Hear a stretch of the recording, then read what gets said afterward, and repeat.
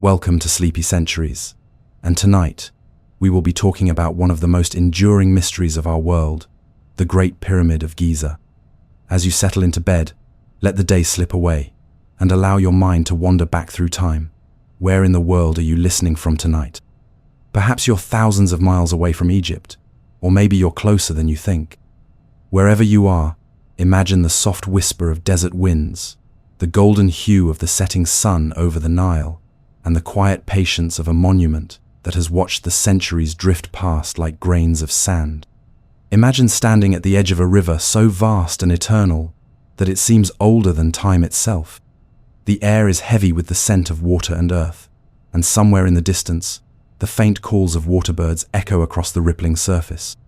This is not just any river, this is the Nile, a silver thread that has wound its way through the heart of Egypt for thousands upon thousands of years. Long before the first stone of the Great Pyramid was set in place, before pharaohs were crowned and kingdoms rose, the Nile dictated the rhythm of life. It was the giver of grain, the keeper of fish, the mirror of the sky. Without it, the desert would be nothing more than lifeless sand, but with it, the land bloomed into one of the most remarkable civilizations in history. Each year, the river would swell with the melting snows and rains from far to the south, spilling over its banks in a slow and patient flood. The waters crept into the fields, carrying with them a rich black silt that turned the soil fertile beyond imagining. Farmers waited for this moment with hope and reverence, for the flood was not simply a natural event, it was a sacred gift. When the waters retreated, they left behind a land ready to yield wheat, barley, flax, and fruits in abundance. This cycle was as dependable as the rising of the sun, and the people learned to read its signs as one might read the turning of a great and ancient book. On its shores, papyrus reeds swayed gently in the breeze, their slender stalks whispering, as if sharing secrets only the river could hear. Boats carved from wood and bound with rope glided along the current, carrying traders, fishermen, and travelers to villages strung like beads along the banks. Children splashed in the shallows, while their mothers washed linen in the cool water, singing songs passed down through generations. The Nile was not merely a backdrop to their lives, it was the pulse that beat beneath everything they did. And yet, the Nile was more than a source of food and water.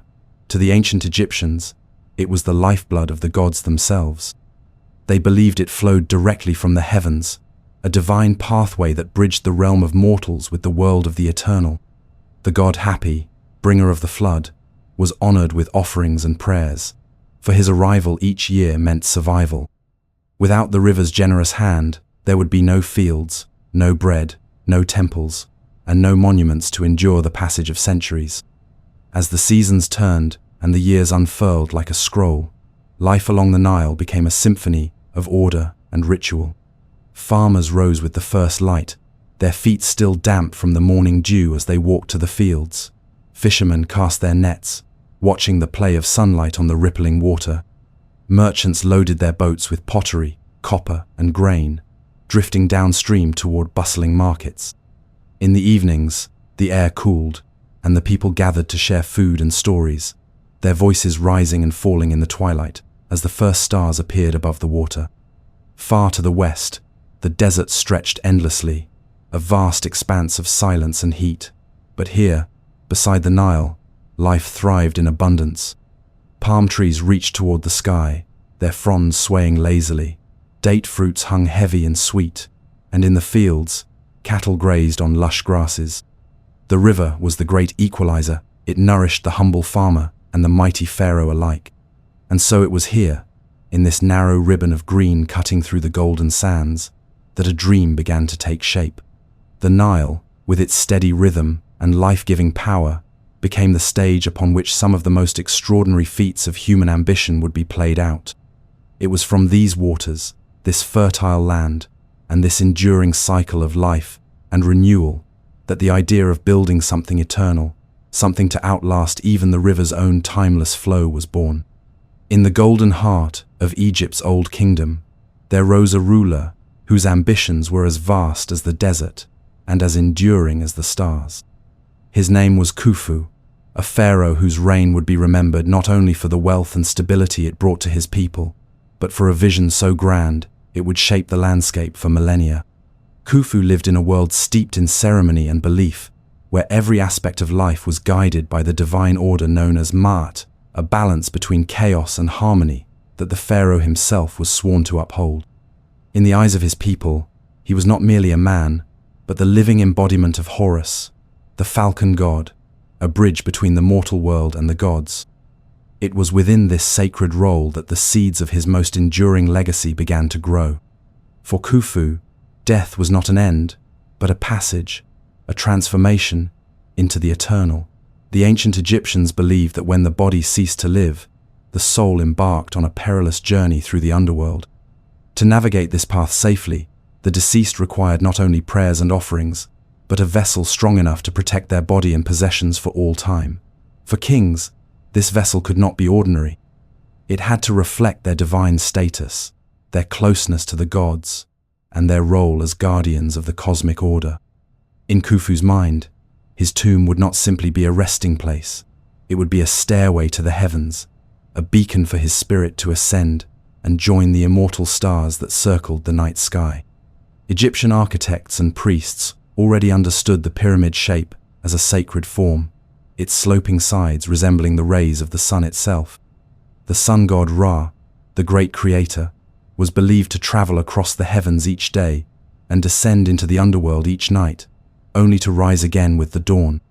To build a pyramid was to capture this divine cycle in stone, to create a monument that echoed the eternal journey of life, death, and rebirth.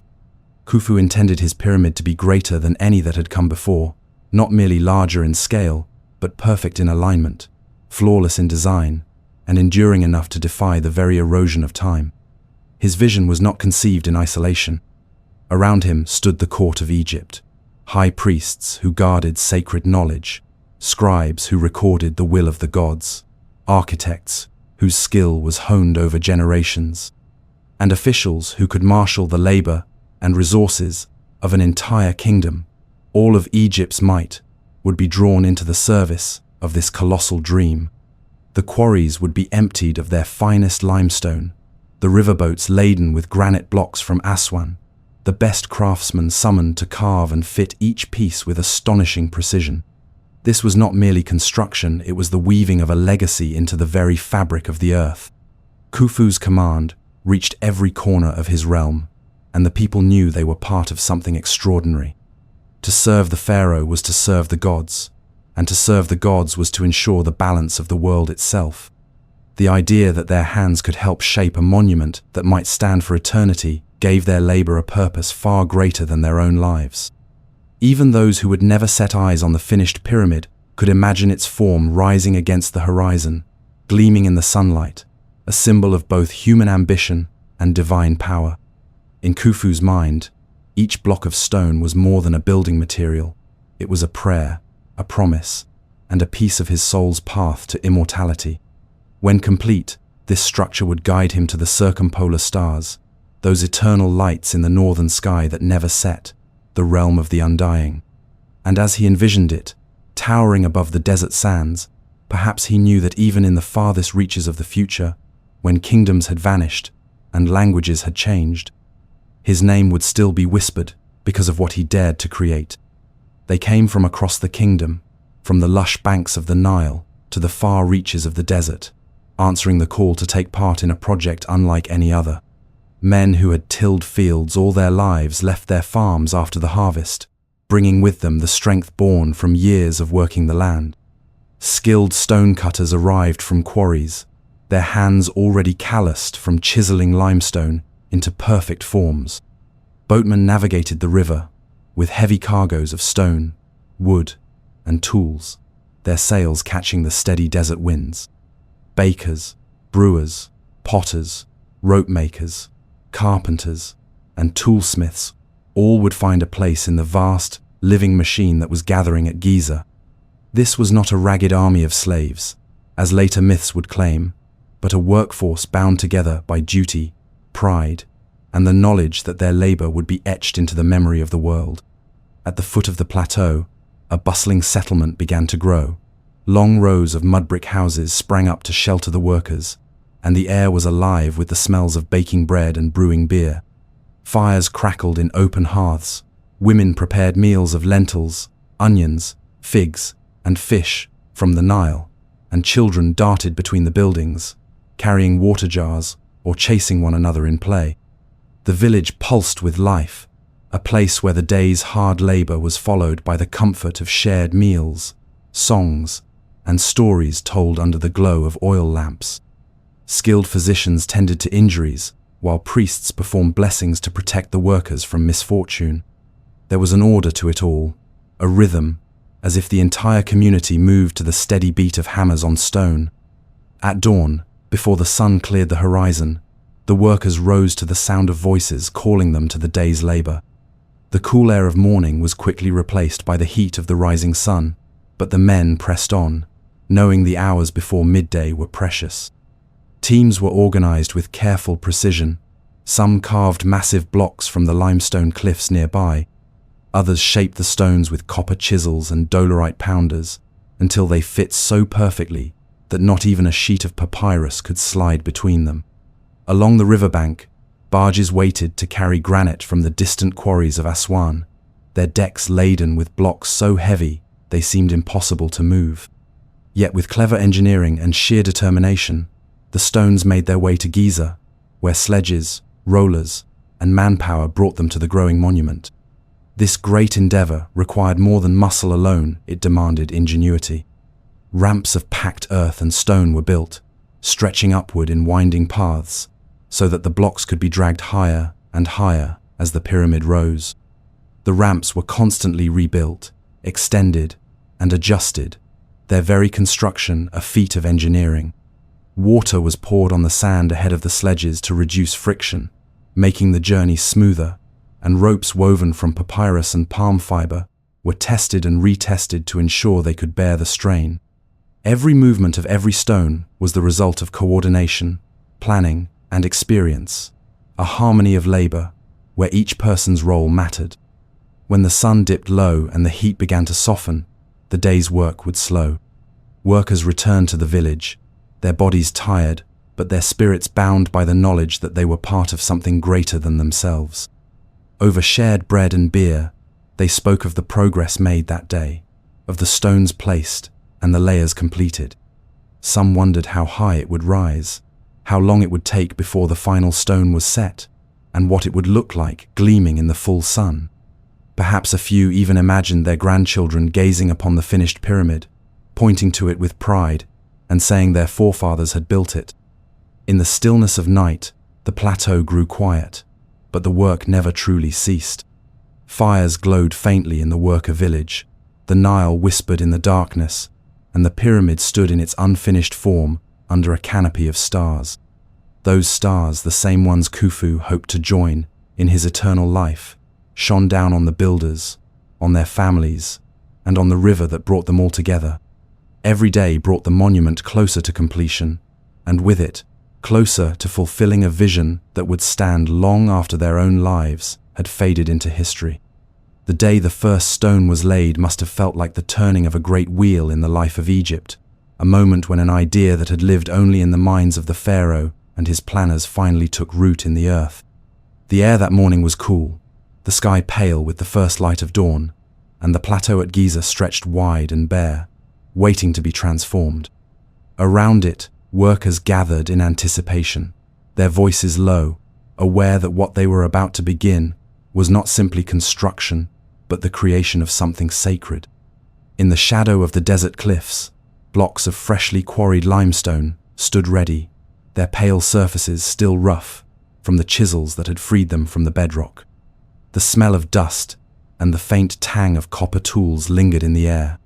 These first stones were not yet the massive giants that would rise higher in the pyramid, but they carried weight far beyond their size. They were the foundation of eternity.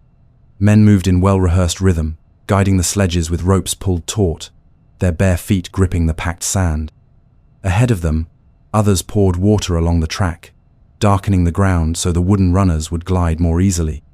The sledge groaned, the ropes strained, and the men leaned into their work with steady, deliberate force, calling out in unison to keep time. The block slid forward, inch by inch, until it reached the prepared base, where masons waited with plumb lines, levels, and wooden mallets. With quiet precision, the stone was maneuvered into position, shifted a hair's breadth this way or that, until it aligned perfectly with the markers etched into the foundation. Then came the muffled thud of mallets striking, the scrape of limestone meeting limestone, and the first block of the Great Pyramid settled into place. It was more than a physical act. It was the first heartbeat of the monument. Around it, the sounds of labor swelled. Stonecutters in the quarries struck with a rhythm that echoed across the desert, pounding dolerite against limestone until sparks flew. Chisels bit into the stone, shaping its edges so precisely that each block would fit against the next like pieces of a great puzzle. Further down the Nile, granite blocks destined for the inner chambers were being pried from the earth, their weight so immense that entire crews would be devoted to moving just one at a time. These journeys would take weeks, sometimes months, yet each stone, no matter how far it traveled, would eventually find its place in the rising structure. As more blocks were set, the first layer of the pyramid began to spread outward, a vast square platform aligned perfectly with the cardinal directions. This alignment was not guessed at, but calculated with extraordinary care, using the stars as guides. Priests and astronomers stood beside the builders in those early days, ensuring that every edge of the pyramid would face true north, south, east, and west. This marriage of science, religion, and craftsmanship was as much a part of the pyramid's creation as the stone itself, for in the minds of the ancient Egyptians, such perfection was a reflection of the divine order of the universe. The foundation stones, though hidden from sight once the pyramid rose above them, were treated with the same devotion as any visible part of the monument. To place them carelessly would have been unthinkable. Each one was a prayer of permanence, a promise that the structure above would endure for all time. The workers knew that though their names might never be recorded, their hands were shaping the very bedrock of history. As days turned into weeks, the base grew, block after block, laid in careful sequence. The process was slow, deliberate, and exhausting, but it carried with it a sense of unity that bound the workers together. They shared the weight of each stone, the heat of the sun, and the satisfaction of seeing the edges of the base form a perfect square across the plateau. When the final stone of that first layer was slid into place, there must have been a moment, however brief, when the workers stood back, caught their breath, and took in what they had begun. The desert wind brushed across their faces, and the Nile shimmered in the distance, as if the land itself recognized the birth of something extraordinary. That single layer of stone, resting firmly on the Giza plateau, was the silent foundation of a dream that would take decades to complete. From it, the pyramid would rise, each course building upon the one below, a slow and patient climb toward the sky. And though no one could yet see its final form, the first stone had been laid, and with it, the promise of immortality for Khufu and for the monument itself had begun. With the foundation firmly in place, the great work began to climb. At first, the changes were subtle, each layer of stone rising just high enough to suggest the shape that would one day pierce the desert sky. But as months turned to years, the pyramid began to dominate the horizon, a man-made mountain slowly emerging from the sands. Every course of stone was laid with the same unyielding precision as the first, each block placed so carefully that even now, thousands of years later, the joins between them remain impossibly tight. The process was relentless, a rhythm of labor and skill that seemed to pulse like a heartbeat across the plateau. The ramps grew alongside the pyramid, spiraling or stretching in long, straight runs, depending on the stage of construction. Built from mud brick, limestone chips, and rubble, they were continually rebuilt and extended, reaching higher and higher as the monument itself rose. Moving the stones up these inclines was an act of will and ingenuity. Teams strained against the ropes, their feet digging into the compacted earth, their muscles burning with the effort. Overseers paced alongside, calling out encouragement or instructions, ensuring the pull was steady and in perfect coordination. Each stone was coaxed up the slope, by the combined strength of dozens of men, every step forward, a small victory in a monumental undertaking. From the riverbank, the sight must have been extraordinary, the pyramid glowing pale in the sun, its angles sharp against the endless blue sky, and a constant stream of stones making their slow ascent from the base to the growing summit. Dust hung in the air, shimmering in the heat, while the steady thud of wooden mallets and the rasp of copper chisels echoed off the cliffs. Even in the scorching midday sun, the work did not cease. The people of Egypt had been nourished by the fertile Nile, and in return, they poured their energy back into this work, their sweat darkening the stone as they shaped it into permanence. The alignment of each layer was checked and rechecked. Strings were stretched taut across the surface, plumb lines dropped from the edges, and simple yet ingenious tools ensured that the courses remained level. These details mattered, for the pyramid was not just a symbol of power, it was a reflection of cosmic harmony. To the builders, every fraction of an inch had meaning. The slopes had to be precise, not too steep, not too shallow, rising at an angle that would echo the rays of the sun itself. The base had to remain square and true, so that the final form would stand flawless against the horizon. As the walls climbed, the work became more challenging. The higher the stones had to be lifted, the more elaborate the ramps became, twisting around the structure or branching outward like the arms of a tree. The wind grew stronger at these heights, carrying the cool breath of the desert across the sweating backs of the workers. From this elevated vantage point, the Nile shimmered like a ribbon of silver, winding through fields of green before disappearing into the golden haze. To stand here was to see Egypt in its entirety, the life-giving river, the fertile lands, the edge of the desert, and the unbroken dome of the sky above. The pace of progress was constant, yet patient. This was not work to be rushed. Each block had to fit with perfect certainty. Each layer had to settle before the next could begin. The workers lived with the monument, watching it change day by day, their own lives marked by the slow, deliberate rise of its walls. Some began as young men, their first task carrying water to the stonecutters, and over the years became skilled masons themselves, shaping the blocks that would stand long after they were gone. Others spent their lives hauling, pulling, and guiding the stones into place, knowing that their strength would be woven into the very fabric of the pyramid. By now, the monument's presence could be felt far beyond Giza. Travelers along the Nile saw it from miles away, a pale silhouette against the desert.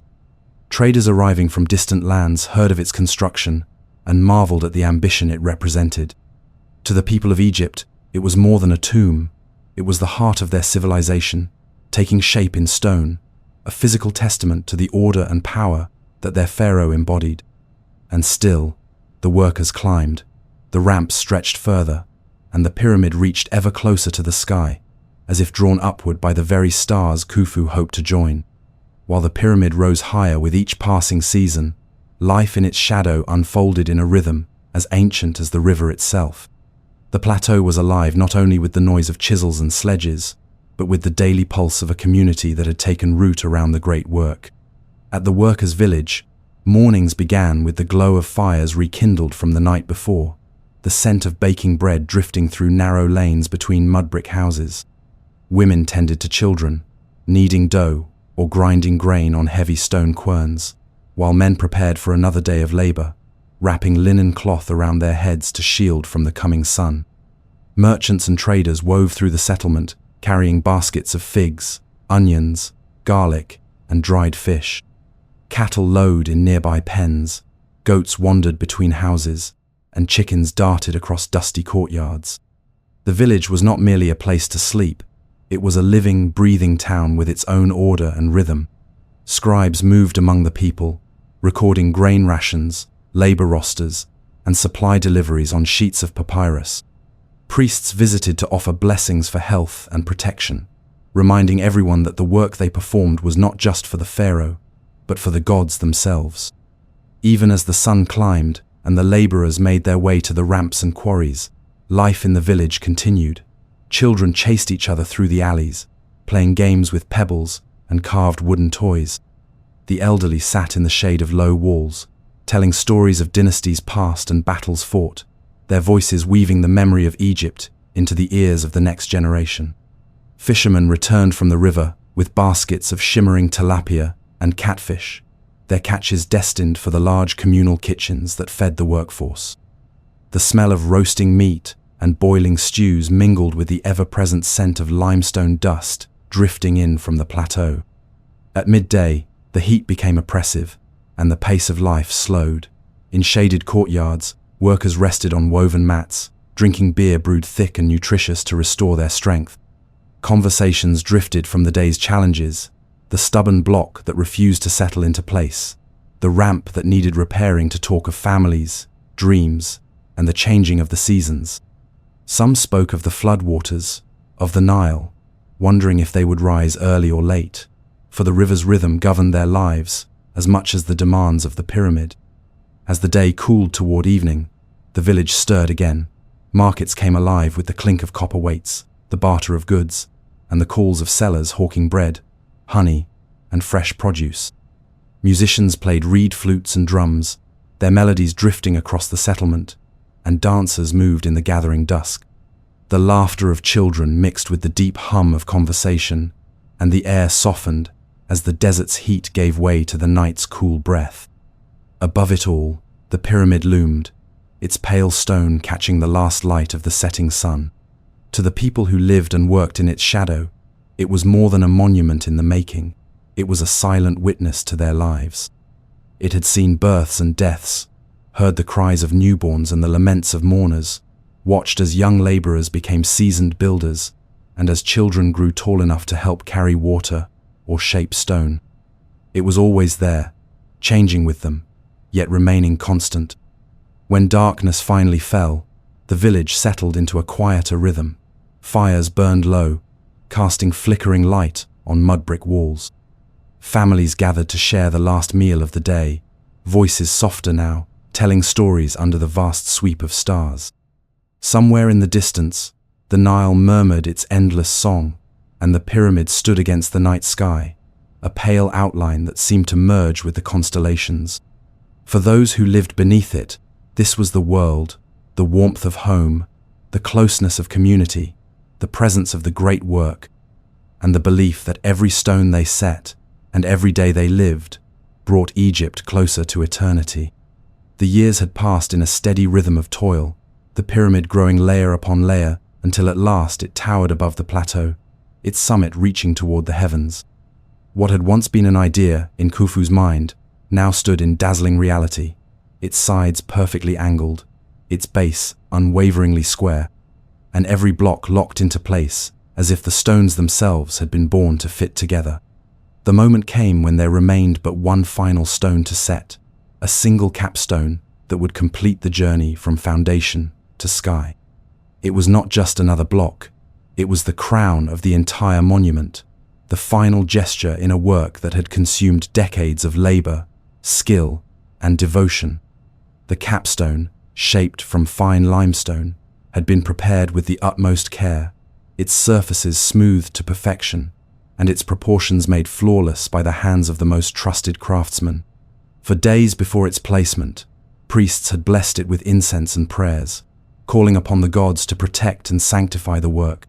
In the early light of morning, the stone was hauled upward along the ramp, moving slowly but steadily under the pull of ropes and the straining muscles of dozens of men. Every step was measured, every movement deliberate, for no one dared rush this moment. On the plateau below, workers and their families gathered to watch, their faces turned upward, the murmured sounds of anticipation rolling like a low tide through the air. When the stone reached the summit, masons and overseers guided it into its resting place with the same precision that had governed every stage of the pyramid's construction. The moment it settled, the work of decades was at last whole, and then the final transformation began. The casing. Smooth blocks of white Tura limestone, quarried from across the river, were fitted over the stepped core of the pyramid, starting from the top and working downward. These casing stones were so finely polished that they reflected the sunlight like mirrors, turning the pyramid into a beacon that gleamed across the desert. Under the full power of the midday sun, it shone so brightly that it was said to be blinding to look at directly, as though a fragment of the sun itself had descended to the earth. The work of applying the casing was itself a monumental task, for each block had to be cut at the perfect angle to match the slope of the pyramid and polished until its surface was glass smooth. The workers labored with quiet pride, knowing that these stones would be the face the world would see for centuries to come. Slowly, the rough, stepped layers disappeared beneath the gleaming white shell, and the pyramid took on the flawless triangular form that would define it for millennia.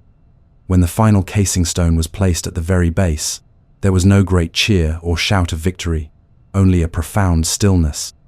Those who had given their lives to the work, whether in strength, skill, or guidance, stood in the shadow of the completed pyramid and felt its presence settle into the land. It was not only the pharaoh's monument now, it was a part of Egypt itself. Farmers returning from their fields could see it on the horizon. Sailors on the Nile caught glimpses of it from miles away, and caravans crossing the desert found their path guided by its shining peak.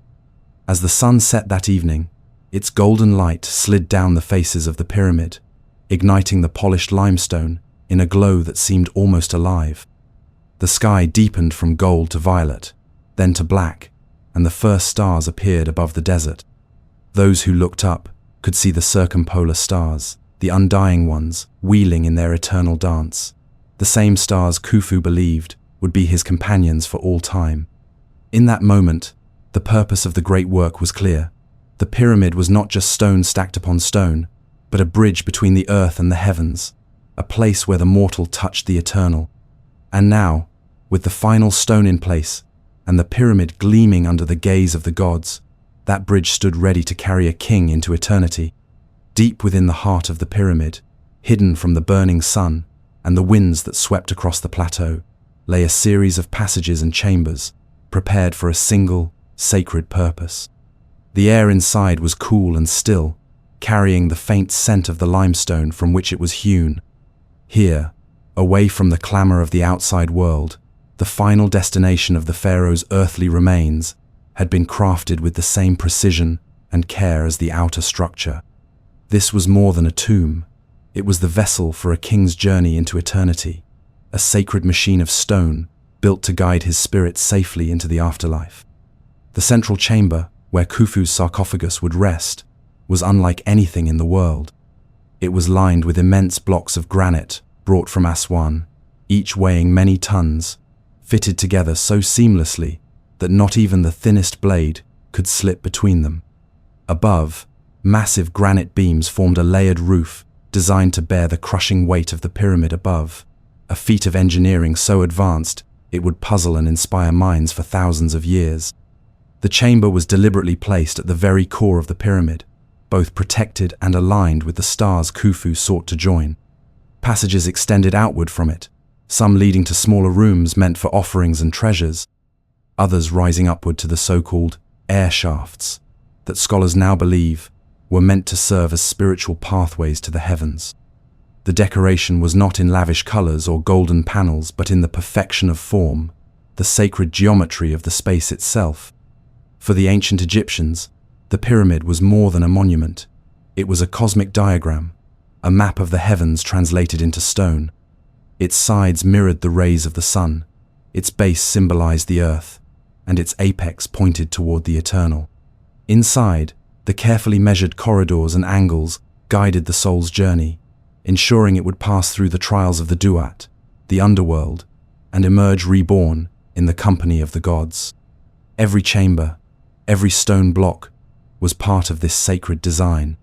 When the time came for Khufu's burial, the rituals would begin long before his body entered the pyramid.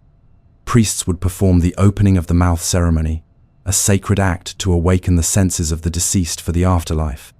The body, mummified and wrapped in fine linen, would be adorned with amulets of gold, lapis lazuli, and carnelian, each carrying its own protective power.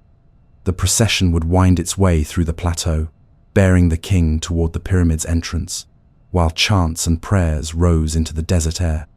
Inside, torches would flicker against the smooth walls as the sarcophagus was placed upon its final resting spot, surrounded by offerings of food, drink, and the tools a ruler might need beyond this life.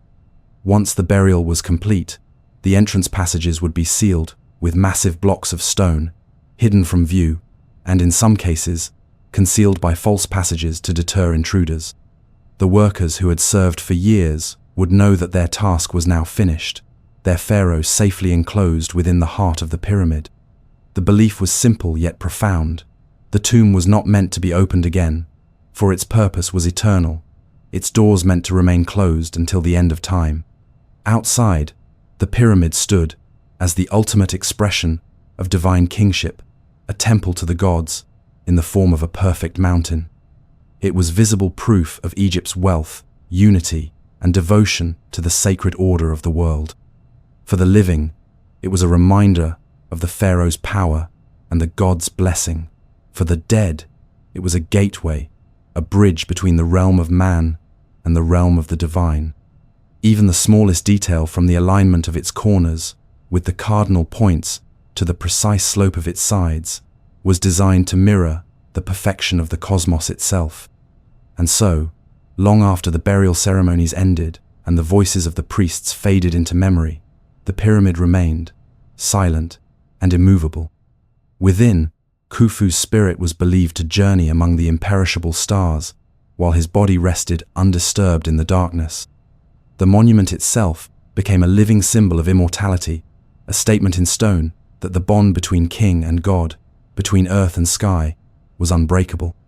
Outside, life along the Nile would go on, the seasons turning as they always had, but in the heart of the Giza plateau, the pyramid stood as a still point in the turning world, the eternal home of a king. The centuries began to pass, slow and unyielding, like the steady drift of sand across the desert floor. Dynasties rose and fell, kings came and went, yet the Great Pyramid remained, its sharp lines and gleaming surface standing in silent contrast to the shifting world around it.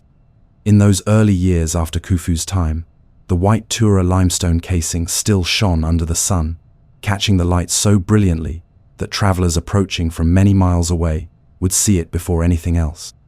To them, it was as if a fragment of the dawn itself had settled upon the horizon, unmoving, eternal.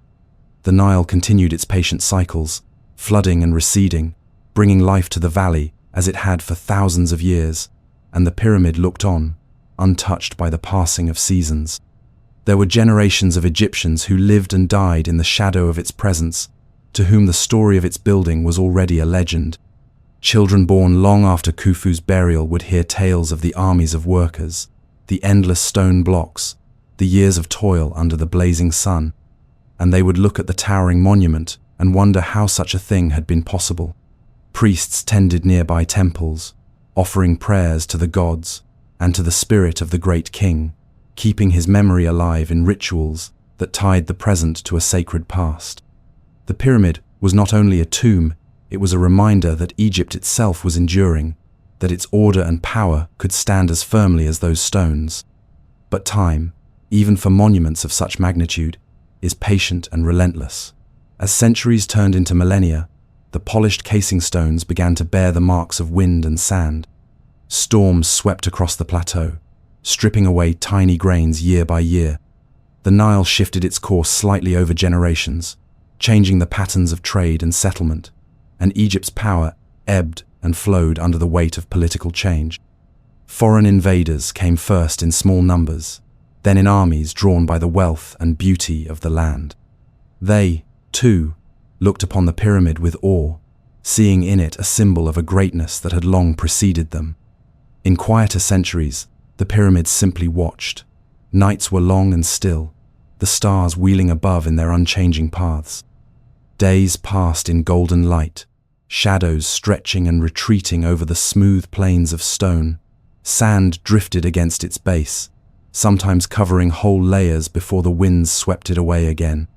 At times, people would come to take from it, prying loose stones from the outer casing to build mosques, homes, and palaces in nearby Cairo. Bit by bit, the smooth, shining shell gave way, revealing the rougher core beneath. Yet even as its surface changed, its shape endured. its massive form refusing to yield to the touch of time or human hands. For long stretches, the plateau was quiet, visited only by the curious, the devout, or the lost. Shepherds grazed their flocks near its shadow, merchants paused to rest at its base, and travelers from distant lands left with stories of a mountain made by man. Some claimed it was the work of gods, others said it was a relic from a world before the flood, and a few whispered that it was a marker pointing to hidden treasures buried deep within the earth.